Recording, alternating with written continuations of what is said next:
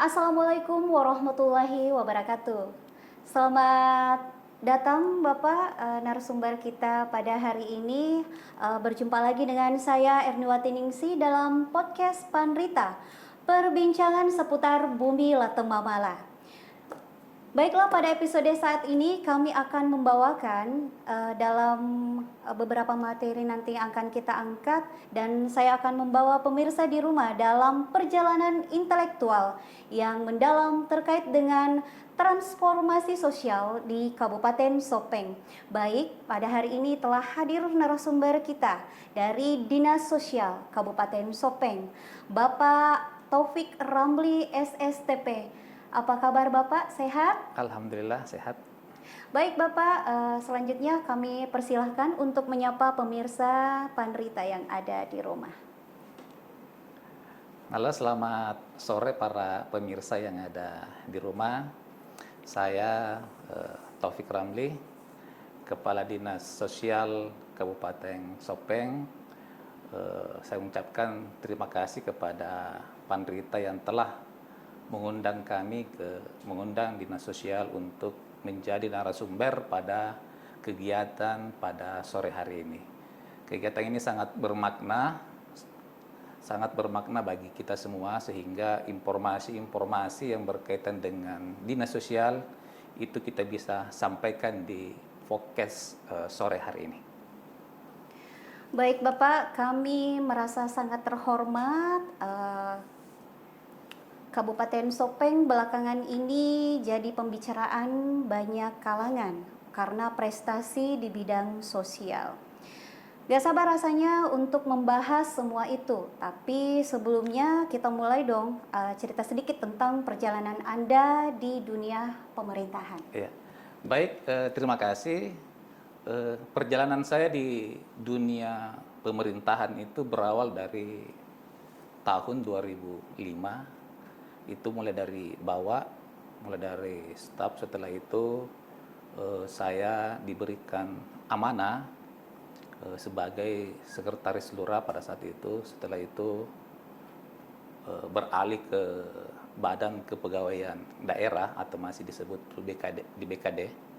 Nah, setelah itu saya bertransformasi selama 10 tahun atau 11 tahun di Badan Kepegawaian yang mengurus terkait masalah kepegawaian aparatur sipil negara. Setelah itu saya beralih lagi ke kecamatan, mengurus lagi terkait dengan masalah-masalah yang berhubungan dengan masyarakat, pelayanan-pelayanan yang ada di kecamatan. Setelah dari situ kami pindah tugas lagi ke Dinas Sosial.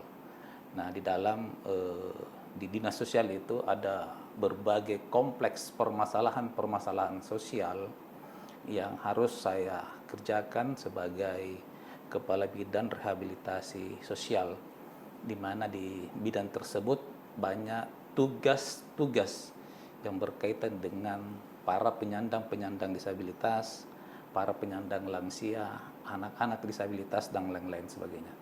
Nah, setelah dari Dinas Sosial, kami lagi ke Bappedah atau Baplit Banda. Itu lagi mengurus terkait masalah program-program kegiatan yang menjadi target-target Bapak Bupati untuk menuntaskan apa yang menjadi kegiatan-kegiatan atau program-program visi misi Bapak Bupati dalam menjalankan visi misinya. Mungkin itu sedikit. Terima kasih Bapak. Selanjutnya kita ingin mengenal lebih dalam lagi narasumber kita pada hari ini. Boleh diceritakan sedikit Pak, apa yang membuat Anda tertarik untuk terjun di bidang sosial? Baik, terima kasih. Ini pertanyaan yang sangat menarik bagi saya. Kalau kita berbicara terkait dengan masalah sosial, itu sangat kompleks sekali. Karena di dinas sosial itu adalah mengurus orang-orang yang tidak mampu atau berpenghasilan rendah. Saya mengatakan berpenghasilan rendah karena di dinas sosial itu ada beberapa tupoksi yang harus kami lakukan. Ada 26 pemerlu pelayanan kesejahteraan sosial yang harus kami berikan pelayanan kepada yang membutuhkan. Yang pertama yaitu adalah anak terlantar. Ini adalah tugas pokok dari dinas sosial. Yang kedua itu adalah anak yang berhadapan dengan hukum. Itu juga merupakan tugas dari dinas sosial. Dan yang ketiga adalah anak disabilitas. Dan yang keempat itu adalah lansia-lansia terlantar. Dan yang kelima yaitu adalah orang yang berhadapan dengan hukum atau trafficking. Atau umpamanya dia biasa dari ada permasalahan di suatu daerah atau di suatu negara, contohnya dia dari Malaysia ke atau mana, tapi dia berhadapan dengan hukum, maka atau dia dideportasi, maka itu juga menjadi tugas dan tanggung jawab dari dinas sosial. Terus yang kedua yaitu terkait dengan peningkatan kesejahteraan masyarakat, karena ada beberapa capaian-capaian yang telah kami capai itu berdasarkan petunjuk dan arahan Bapak Bupati dan Bapak Wakil Bupati terkait dengan bagaimana cara meningkatkan pendapatan masyarakat Kabupaten Sopeng.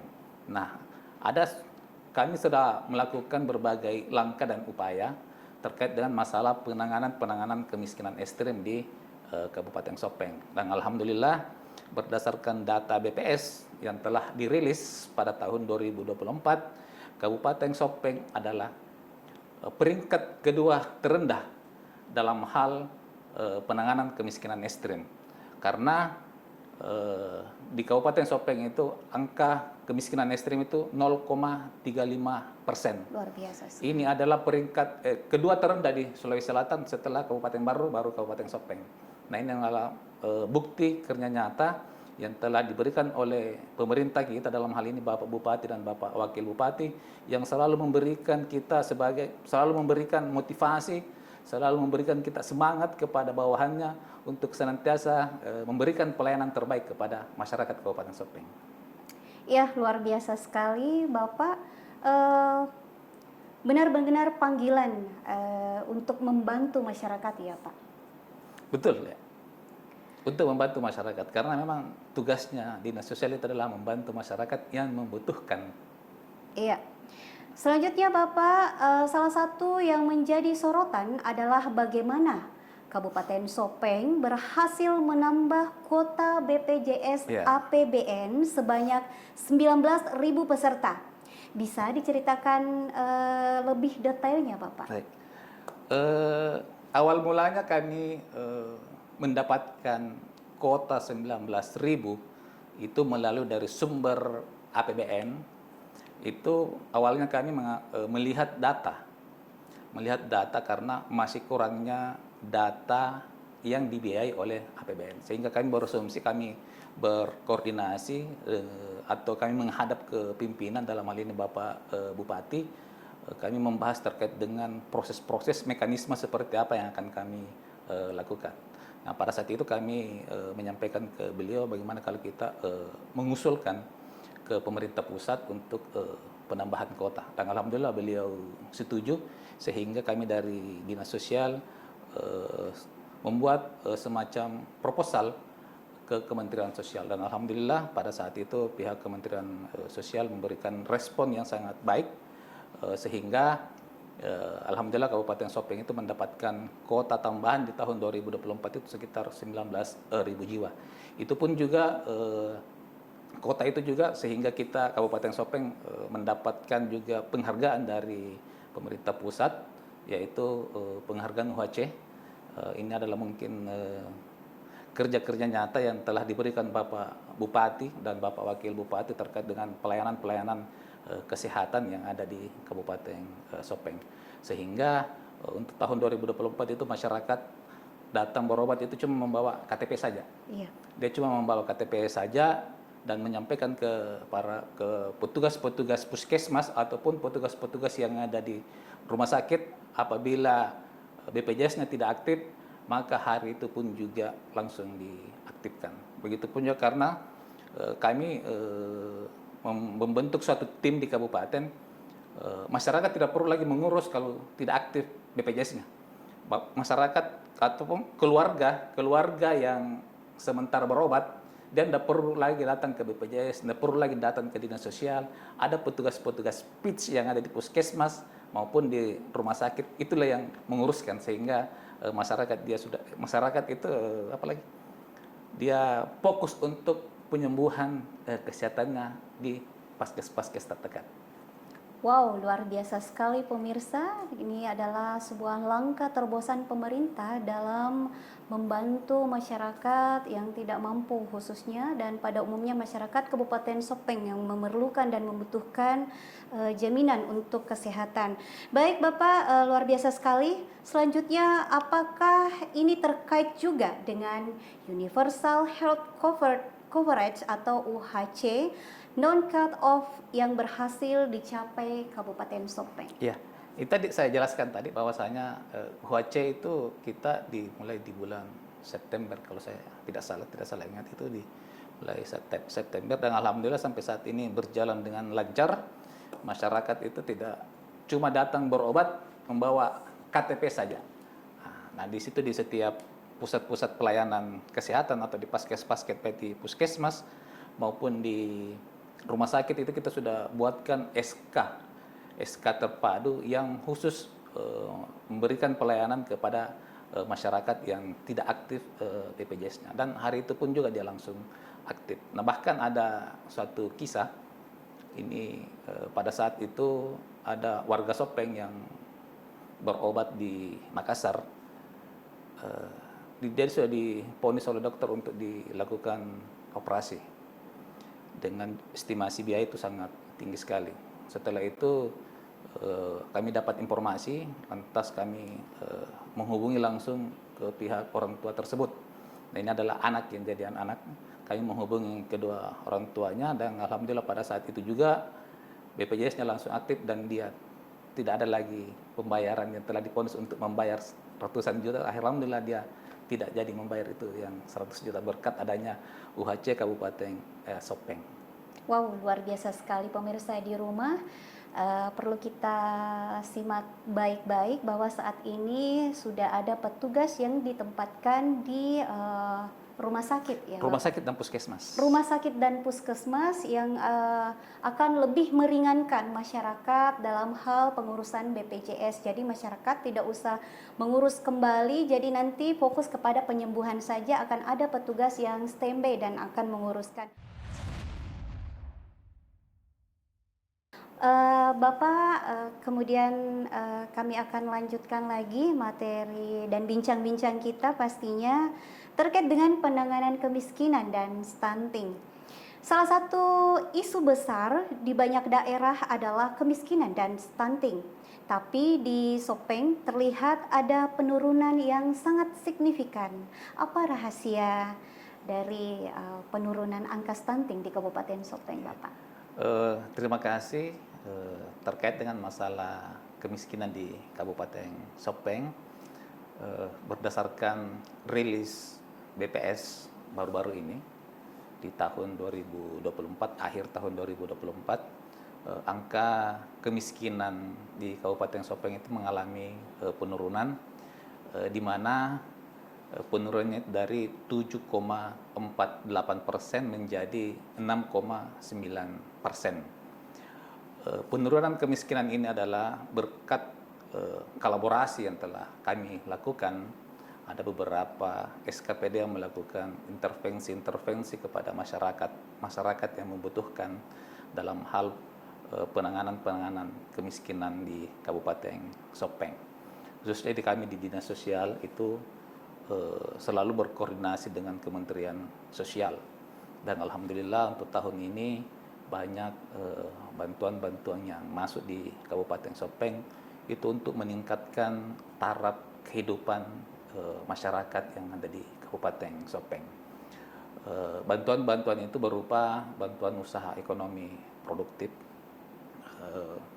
khususnya bagi yang ingin berusaha, yang ingin meningkatkan taraf kehidupannya sepanjang dia terdata di dalam data terpadu kesejahteraan sosial.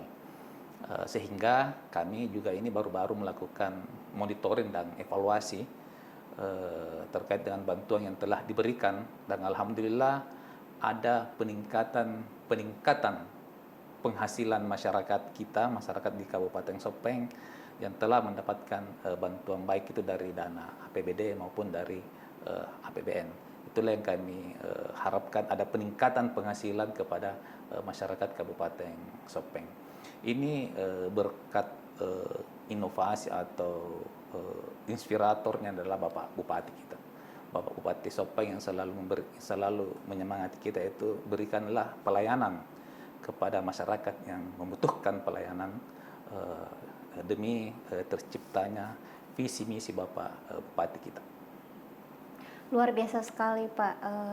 Tentu pemirsa di rumah juga telah mendengarkan bersama bahwa peranan Bupati Sopeng sangat luar biasa dalam mendorong lahirnya inovasi-inovasi yang membantu masyarakat Kabupaten Sopeng dan peningkatan taraf hidup masyarakat Kabupaten Sopeng. Baik Bapak, terkait dengan inovasi teknologi dan aplikasi Reno, kita baru mendengarkan, mungkin masyarakat di luar juga masih sangat asing dengan istilah ini, aplikasi Reno. Saya juga dengar bahwa Sopeng punya inovasi keren bernama Reno. Nah, di sini bisa kita Bapak menceritakan terkait dengan aplikasi ini untuk kita share dan bagikan kepada masyarakat Ya. Kabupaten Sopeng dan pemirsa Panrita.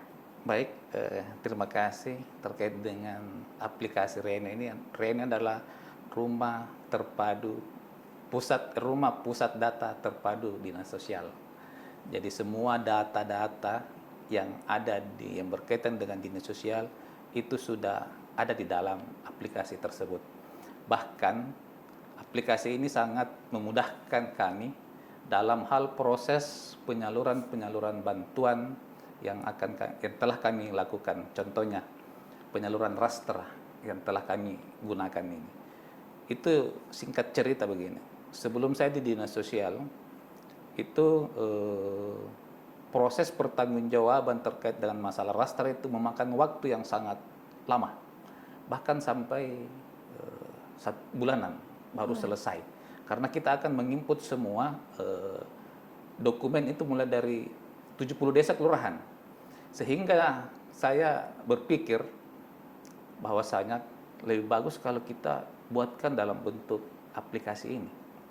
Nah, setelah itu kami berbincang dengan teman-teman yang ada di dinas sosial, sehingga kami membuat suatu aplikasi itu, dan alhamdulillah aplikasi ini sudah berjalan dalam hal proses penyaluran raster. Hasilnya itu begini, aplikasi Reno ini kita sudah bisa mendeteksi kalau kita penyaluran raster itu langsung kita deteksi siapa yang sudah tersalurkan bantuannya dan siapa yang belum tersalurkan bantuannya. Karena pada saat masyarakat datang ke kantor desa itu langsung foto dan itu langsung terkoneksi ke dinas sosial. Jadi kita sudah mengetahui siapa yang sudah mengambil bantuannya dan siapa yang belum. Nah, itu yang belum itu kita komunikasikan lagi ke pemerintah desa. Kenapa ini belum datang diambil bantuannya, sehingga untuk mempermudah layanan-layanan yang ada di dinas sosial. Terus yang kedua, pemerintah desa juga tidak perlu lagi ke kantor, ke dinas sosial. Cukup dia lewat aplikasi Reno saja. Baik itu melalui pengusulan apa, sehingga kami di kantor sisa mengeprint saja masalah SPJ dari bantuan raster tersebut itu, sehingga mempermudah waktu. Dan alhamdulillah semenjak adanya aplikasi Reno ini, ya 3 hari atau 4 hari itu sudah selesai SPJ kami. Luar biasa sekali pemirsa. Dari semua pencapaian yang telah dicapai, apa dampak bagi masyarakat? Nah, yang pertama itu dari sisi pelayanan. Masyarakat tidak perlu lagi datang ke kantor. Ya, cukup di kantor desa saja. Itu yang pertama. Cukup di kantor desa saja mengurus, nanti kantor desa yang berhubungan dengan kami melalui aplikasi itu. Itu dampaknya. Baik Bapak, selanjutnya semua ini tentu menjadi contoh yang luar biasa bagi daerah lain. Kalau Anda diminta menyampaikan pesan untuk daerah-daerah yang ingin belajar dari Kabupaten Sopeng, apa yang ingin Anda katakan? Silahkan Bapak. Mungkin di setiap daerah ada mungkin inovasinya masing-masing.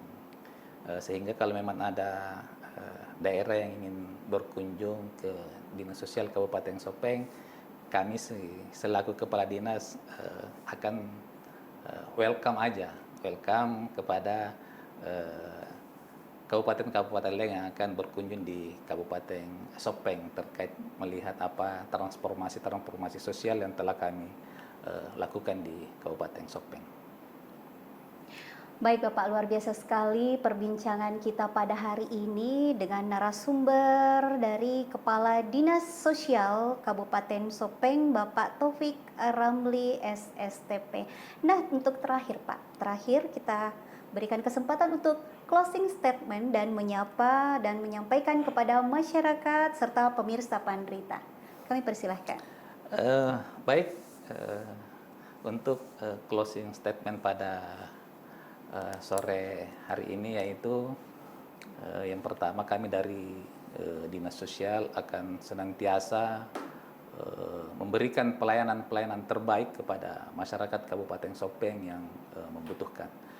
Sehingga dengan adanya kehadiran Dinas Sosial itu bisa membantu masyarakat-masyarakat yang ada di Kabupaten Sopeng, karena kami di Dinas Sosial itu ada beberapa pendamping-pendamping yang selalu terjun ke lapangan sehingga permasalahan-permasalahan sosial yang ada di Kabupaten Sopeng itu dapat cepat kami tangani dan memberikan pelayanan-pelayanan terbaik kepada masyarakat Kabupaten Sopeng. Ini berkat dukungan pada pimpinan kami, Bapak Bupati dan Bapak Wakil Bupati yang selalu senantiasa memberikan semangat kepada kami untuk memberikan pelayanan-pelayanan terbaik kepada masyarakat Kabupaten Sopeng. Baik Bapak, terima kasih banyak kepada narasumber kita, Bapak Taufik Ramli SSTP, merupakan Kepala Dinas Sosial Kabupaten Sopeng. Demikianlah bincang-bincang kita pada hari ini dan sampai bertemu lagi dengan topik yang lebih menarik tetap di perbincangan seputar Bumi Latemamala. Sekian dan terima kasih. Wabillahi taufiq wal hidayah. Wassalamualaikum warahmatullahi wabarakatuh.